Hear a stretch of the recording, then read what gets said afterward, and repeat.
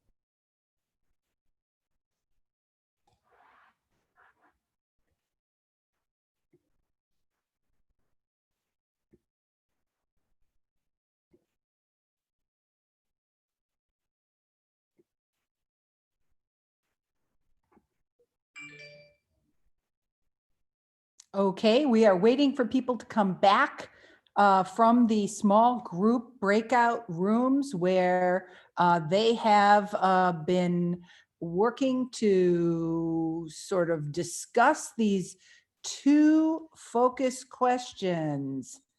Can we develop a media literacy test? And should we develop a media literacy test? So the conversations have been lively and interesting, and people are now returning from breakout rooms.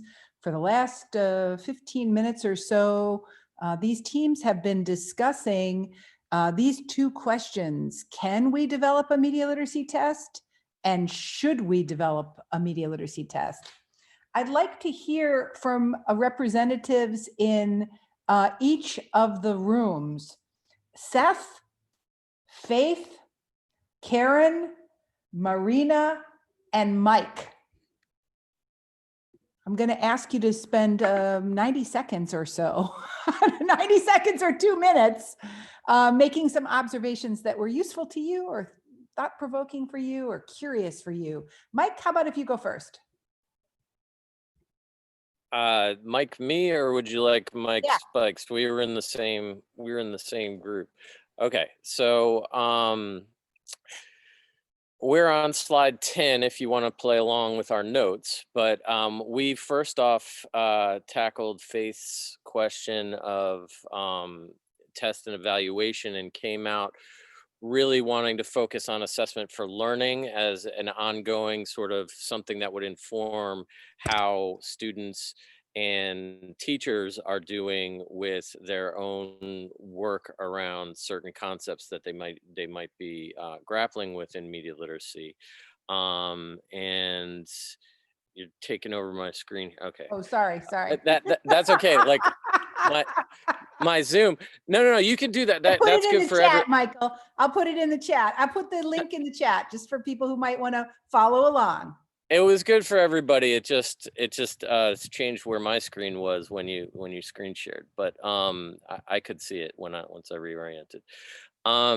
So anyhow, that got us into the benefits being to help us know where we are as teachers and students. Assessment tool would be useful.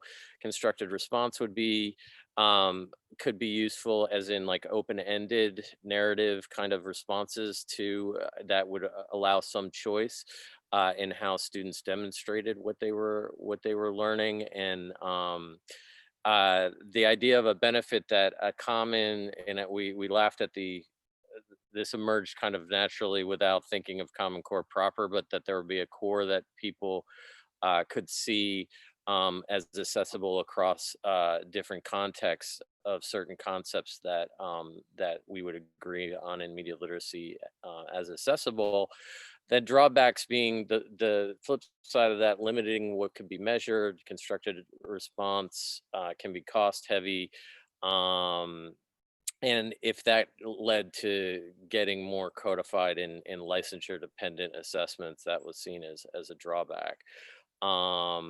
And unexpected consequences that we might limit already limited understanding of media literacy among teachers by identifying certain things as important to assess and sort of limit what gets developed.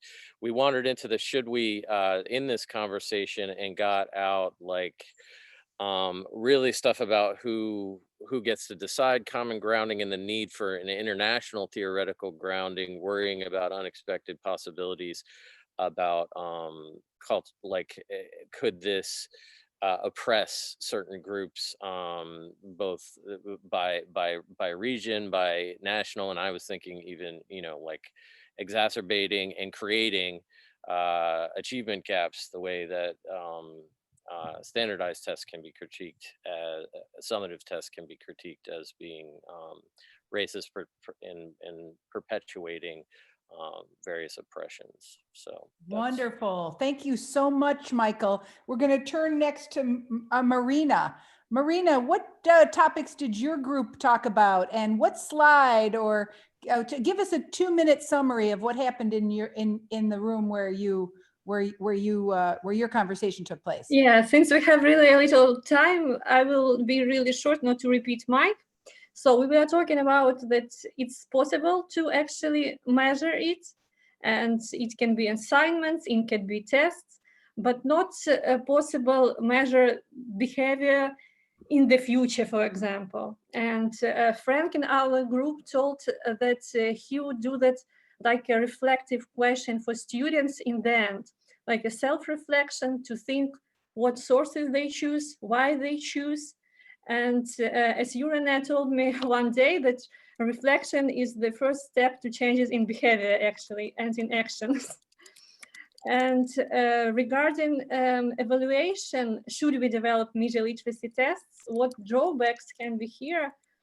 What I see in our country, in Ukraine, that we lack evaluation experts that can choose really good tools to evaluate different kinds of media literacy activities.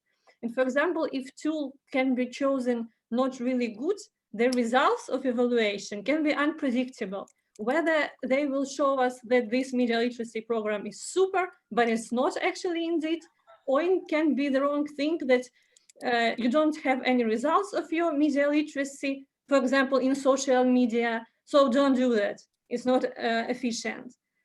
Because in terms of evaluation, what NGOs do, what informal education we have really big problems with that. So first, maybe it's better to teach those who evaluate and then come to evaluation of media literacy. Wonderful. Thank you so much for sharing. We'll turn to Karen. Karen, what happened in your conversation? What topics and issues emerged that you can synthesize for us? All right, well, we're stuck in the drawback section of what a test does, especially at the individual level. You know, I've been in media literacy for 20 years, and if you looked at my shopping habits, I have fallen for advertising many times, so I'm really, you know, not media literate. So what is the test going to really prove in a snapshot moment of whether I'm truly a media literate person? And so we said, and it also becomes deficit thinking, and with failure, then that's another thing for kids that we're looking at what they can't do.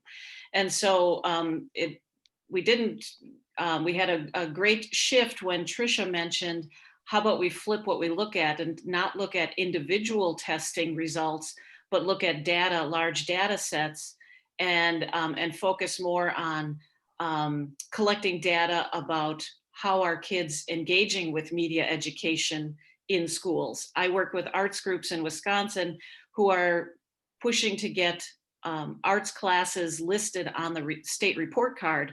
So schools that have arts classes then are recognized for having them, and it becomes part of the conversation that pushes it, that says we need this, and why do some schools have it and some don't. So if we shift what we're focusing on to also looking at not just students, but maybe general data results of looking at misinformation, a shift in are we seeing a change in how people are sharing or not sharing misinformation, their engagement and use of social media. And we use those types of data to drive our conversations rather than. Wow, so exciting. That was marvelous. We turn now to Faith. Faith, what kind of ideas came up in your group's discussion? So we started jotting down stuff late on row 13 that we took over that slide. Some of what's been said before, a couple of things that came out. So one, we were lucky enough to be with Iglika, and so partly we were just more curious about what was going on in Bulgaria, and so we got a little bit filled in on that.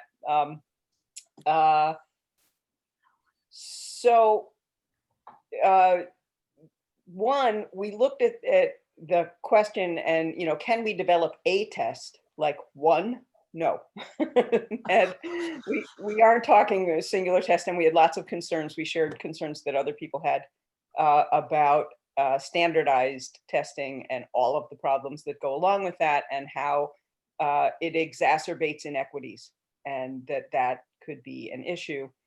One of the other things, I'm trying not to repeat what other folks have said, so we talked about a lot of what other folks have already said, but one of the other things that we looked at was integrating into other subject areas, and that if you pull out a test to test media literacy, then what happens to the teacher who's already integrating it into what they're doing? And could we just design evaluation tools specific to what teachers are already doing, so that a language arts teacher, would integrate it there, a science teacher would integrate it there, and that we didn't want to pull it apart from the curriculum in that way. And then I guess the last thing I'll say has been one of my things, which is, and it kind of touches on what Karen just said, we can't develop any kind of evaluation until we're clear about what the purpose is of what we're doing. And I don't think we are. We certainly don't have international consensus. I know in the United States, we don't have national consensus. I think there are beginning to be some areas of consensus in specific narrow curriculum areas. And that's a good place to start, but you have to backwards map starting from the end goal. And so for me, the end goal would never be people not buying stuff. It's, do people have the information they need to make their own decisions? I mean, we're human. We don't always make the best decisions, say, for our health, right?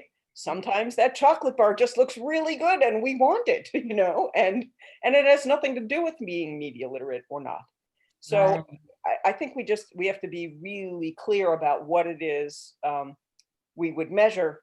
And then I'll add one in that we didn't get to, but that's just a concern of mine, which is we're talking about this as if evaluation is all or nothing. And it's never that way, right? There are always gradations of how well you do something. And so any kind of evaluation tool that we do, and we were also very enamored of it's got to be more hands-on task kinds of things, creative kinds of things, than a standardized test form. But then how do you evaluate is it really, yes, you can do this, or no, you can't? Or are there gradations of, you're okay at this, you're great at it. Right. So that it could really measure learning progression. Wonderful. Okay, we turn next to Seth. Seth, can you synthesize some ideas that came out of your group?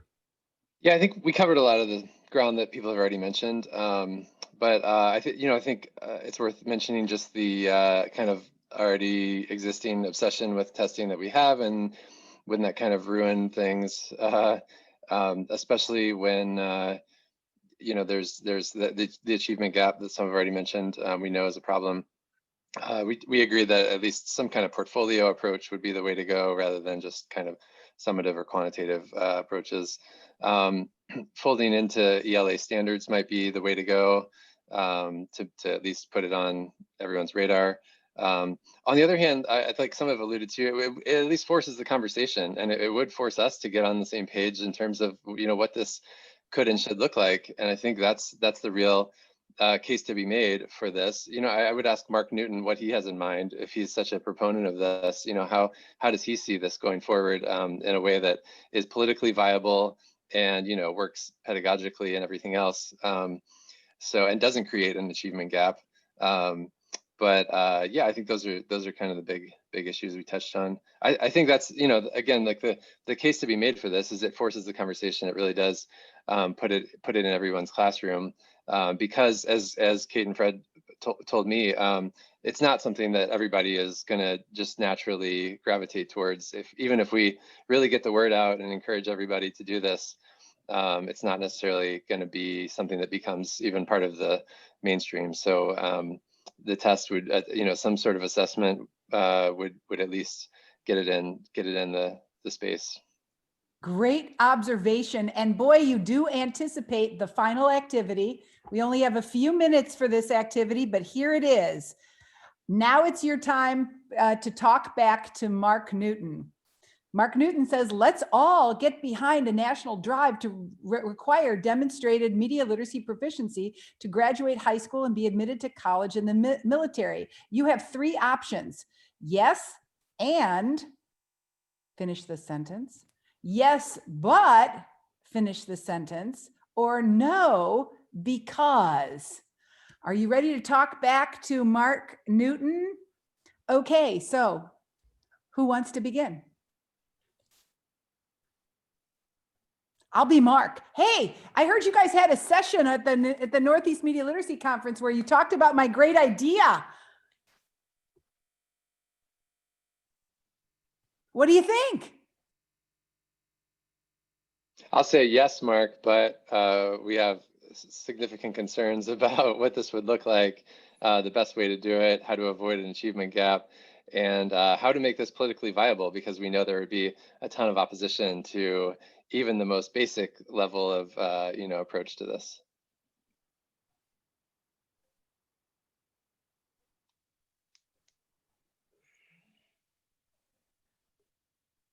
I would say yes, but although we all see the benefits of assessment and the need for assessment and the value of bringing media literacy into the spotlight by creating assessment, we also are very concerned about some of us who don't believe in the testing generation that we've experienced in public education, that we don't want to create another benchmark requirement for teachers and students that will stifle learning in the classroom.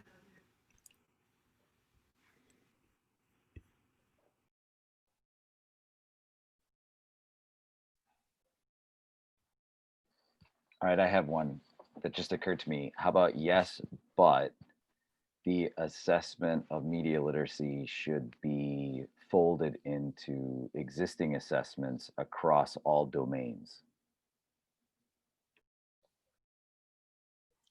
Tweet that one out. Who's next?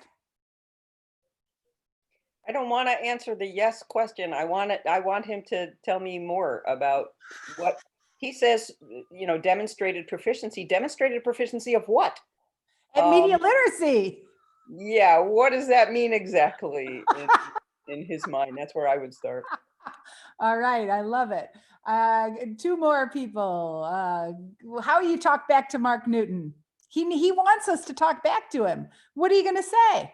Why, I would say, Renee, why are you asking us to talk back to Mark Newton? We haven't been able to ask you that. I got this invite like 24 hours before the conference, and like I didn't even get a chance to look that guy up. So who, you know what I mean? Like who is that, and why are we answering the question? Why are we having the conversation publicly on Twitter in a line before we've even compared our thoughts to the unintended consequences of other standardized testing, particularly the idea of testing a non-established curriculum, like a non-shared vision for a concept, as Faith keeps bringing up.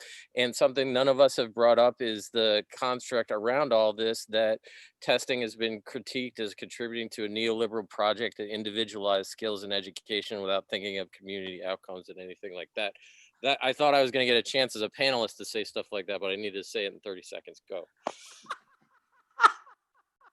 Renee, I will wait for your response in the blog for Media Education Lab. What you would actually answer to him. I'm really interested to read that. I'll work on that for the next book, but you guys fertilize I'd also my say thinking. yes, if we can have an assessment that we can guarantee doesn't perpetuate racism in other parts of other aspects of oppression around the world, like that I haven't seen necessarily in a standardized test. So like,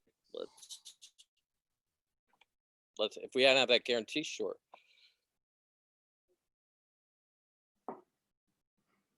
I was going to go with the no, because I've always believed media literacy is about education reform. And so don't draw me in and reduce me to what I've been trying to change and fight all the years of teaching. So no. So thank you so much for participating in this dialogue. I hope you had a chance to wrestle with some interesting ideas. I hope we can continue to have a slow conversation about this as we move forward. We opened up Pandora's box, but that's because we need a lot more thinking on this topic as we move forward. Again, thanks to Seth Ashley, Mike Rob Greco, Karen Ambrose, Marina, who else for being part of this. And thank you for attending. See ya.